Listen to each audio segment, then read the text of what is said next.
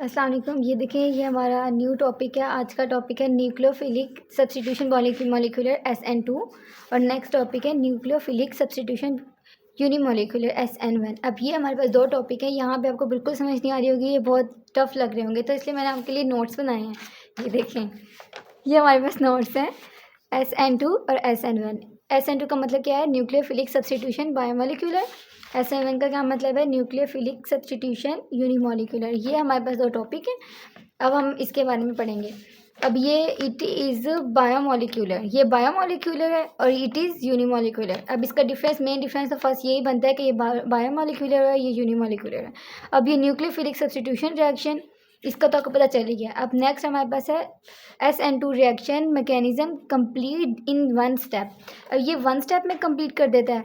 अब ये कंप्लीट किस में करता है? 2 स्टेप्स में। ये हमें याद रखना है, ये 1 स्टेप में कंप्लीट करता है, ये 2 स्टेप में कंप्लीट करता है।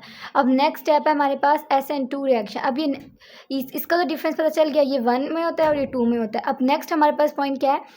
ये 1 step SN2 reaction completes in 1 step, so it is rate determining step।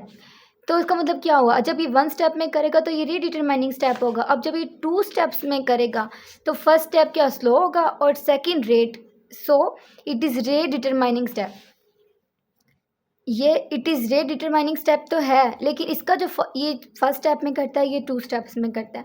अब इसका जो सेकंड स्टेप होगा ना, फर्स्ट स्टेप तो एक इसका स्लो होगा, ये तो हमें याद रखना है ना। तो सेकंड स्टेप होगा रेट डिटरमाइनिंग स्टेप, ये वैसे ही रेट डिटरमाइनिंग स्टेप है। अब जो SN2 रिएक्शन है occurs in the presence of a non polar solvent, ये नॉन पोलर सॉल्वेंट में प्रेजेंस करता है, मतलब होता है।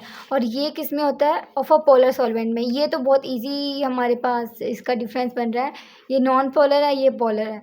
ये 1 स्टेप में होता है, ये 2 स्टेप में होता है। ये रेट डिटरमाइनिंग है, इसका फर्स्ट स्टेप स्लो होता है। ये 4 रीजन तो आपको अच्छी तरह याद हो गए होंगे। अब 5 हमारे पास जो स्टेप है, इसका डिफरेंस है, मेन डिफरेंस वो ये है कि एक्सटेंड करता है ऑफ बॉन्ड को। Breakage is equal to extend of bond formation. मतलब जो इसका जो बॉन्ड ब्रेकेज किसके इक्वल होता है? बॉन्ड फॉर्मेशन के। इसका क्या होता है? बॉन्ड ब्रेकेज वो ये नॉट इक्वल टू होता है और ये इक्वल टू होता है। अब ये देखें, in S1 reaction extent of bond breakage is not equal to extent of bond formation. अब ये दो हैं। अब इसका डिफरेंस भी समझ आ गई, ये इक्वल टू होता है, ये नॉट इक्वल टू होता है। ये हमारे पास 5 डिफरेंस कंप्लीट हो गए हैं, क्लियर हो गए हैं। आपको थोड़ी सी मुश्किल हो तो कमेंट कर सकते हैं। इन SN2 reaction attack of a nucleophilic change of. अब मैं आपको थोड़ा सा डिफरेंस कॉपी पे भी समझा देती हूँ। अब ये देखें, हमने इसका 2 डिफरेंस, जो मेन डिफरेंस था वो हमने देखा था। ये पहला वाला डिफरेंस तो यही बनता है ना कि ये न्यूक्लियोफिलिक है, बायोमोलिकुलर, ये बाय है और ये यूनी है, बाय मॉलिक्यूलर, ये यूनिमोलिकुलर। फर्स्ट डिफरेंस है उसका यही बनता है। अब जो सेकंड डिफरेंस वो क्या बनता है? ये 1 स्टेप में कंप्लीट होता है, ये 2 स्टेप्स में कंप्लीट होता है। थर्ड डिफरेंस क्या था? ये रेट डिटरमाइनिंग है,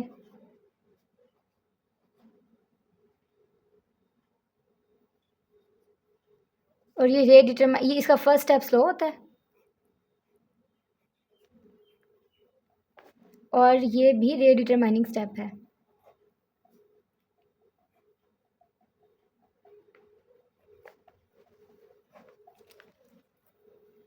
अब हमारे पास जो थर्ड डिफरेंस था, ये थर्ड हमारे पास डिफरेंस है, ये फर्स्ट डिफरेंस, ये सेकंड डिफरेंस और ये थर्ड, ये समझ आ गई। अब इसके बाद फोर्थ डिफरेंस है।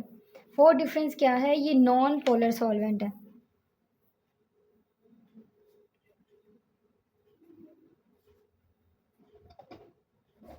और ये पोलर सॉल्वेंट है। अब हमारे पास जो 5 मेन डिफरेंस था वो उसमें क्या था? वो एक्सटेंट ऑफ बॉन्ड,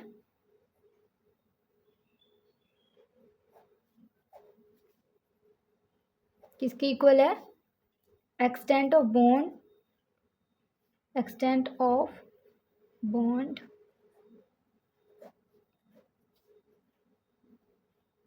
फॉर्मेशन। ठीक है, अब ये इसका जब 5 डिफरेंस था, ये extent of bond breakage, bond वो नॉट इक्वल टू है, not equal to bond formation. I hope आपको यहाँ तक समझ आ गई होगी। नेक्स्ट वीडियो के लिए हमारे चैनल पर चले जाएं।